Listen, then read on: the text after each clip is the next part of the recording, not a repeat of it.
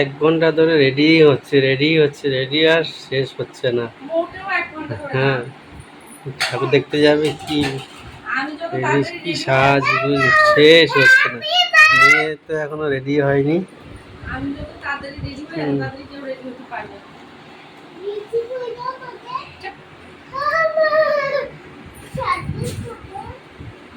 আর কতক্ষণ লাগবে বলো তো?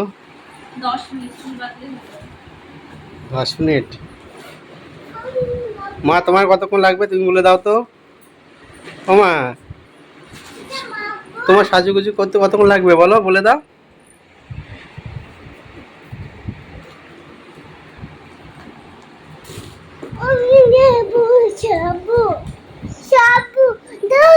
তুমি সাজবা? তাই তোমারও সাজতে লাগবে? তোমার সাজুগুজু করতে লাগে নাকি? খুলে দেবো? তুমি কি সাজবা বলো? মেথিতে?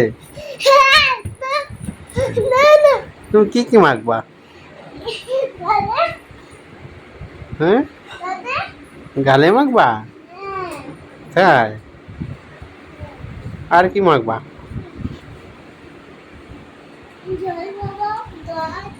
হুম, শ্যাম্পু নেবা? ওরে বাবা রে, তাই নাকি? আচ্ছা, ফেস ওয়াশ নেবা না? ফেস ওয়াশ নিশ্চয়।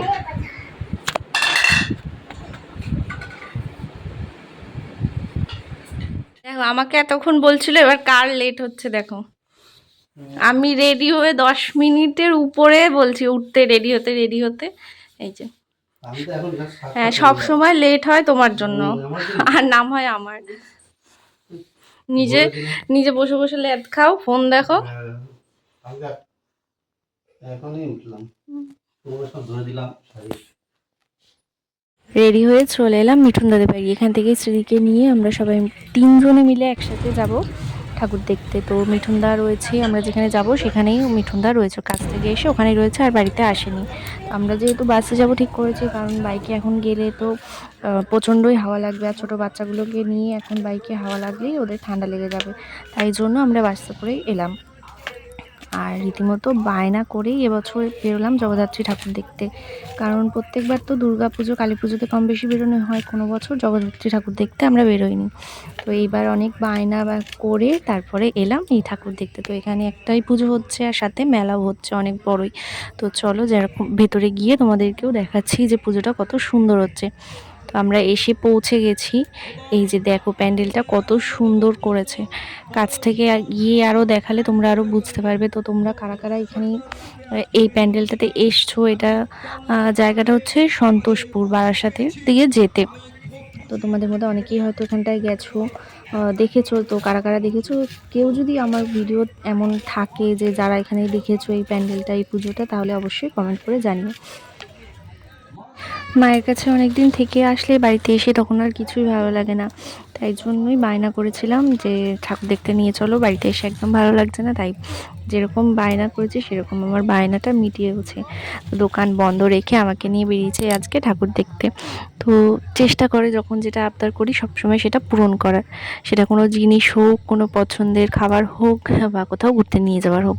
তো বলেছি পরে আর কোনো না করেনি, নিয়ে এসছে ঠাকুর দেখতে। তো এই দেখো এখানে পাশেই মেলা হচ্ছে, নাগরদোলনা আছে। হিয়া তো বায়না করছিল যে ও ব্রেক ড্যান্সে উঠবে। প্রথমে তো আসার সময় একদমই চুপচাপ হয়ে গেছিলো।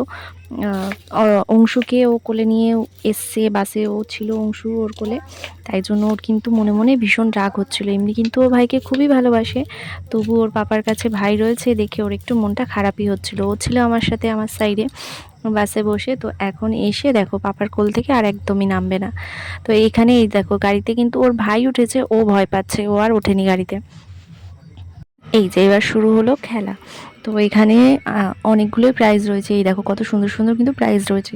কিন্তু আমাদের কপালটা এতটাই খারাপ যে আমাদের কিছুই হয়নি। 19 নাম্বার হয়েছিল, এই যে বলগুলো ফেলে সব নাম্বার মিলিয়ে আমাদের নাম্বার হয়েছিল 19, কিন্তু সেই নাম্বারে কোনো গিফটই ছিল না, হয়তো আগে কেউ পেয়ে গেছিলো।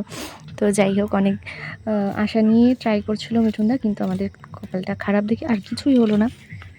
তো এরপরে আবার চলে আসলো, ওখানে কিছু হয়নি বলে এখানে বন্দুক মারবে বলে বেলুনে, কিন্তু মানে 4টে না 5টা ট্রাই করার পরেও একটা বেলুনও ফাটেনি, লাস্টে গিয়ে একটা বেলুনই ফেটেছে। তো সেখান থেকে কি গিফট পেয়েছে জানো, তোমরা শুনলেও হয়তো হাসবে। তো সেখান থেকে পেয়েছে একটা টুথব্রাশ। তো যাই হোক, গিফট ছোট হোক আর বড়, গিফট তো গিফট, সেটা লটারিতে পেয়েছে। তো যাই হোক, একেবারে যে খালি হাতে আসেনি, একটা তো ফাটাতে পেরেছে আর একটা গিফটও পেয়েছে, সেটাই আনন্দে। মিঠুনদা তো এদিকে বন্দুক চালাচ্ছিল, কিন্তু আমাদের নজর ছিল আশেপাশের দোকানগুলোতে। মেলায় এসেছি আর কিছু কিনবো না, সেটা কি হয়? কিন্তু আজকে সেটাই হয়েছিল জানো তো, আমরা কেউ কিচ্ছু কিনিনি। আমরা ঠিক করেছিলাম যে আসবো, ঘুরবো, মজা করবো, খাওয়া দাওয়া করে বাড়ি চলে যাবো, আর আমরা সেটাই করেছি আজকে। তো এখানে একটু ঘোরাঘুরি করে আমরা খাওয়া দাওয়া করে তারপরে চলে এসেছি।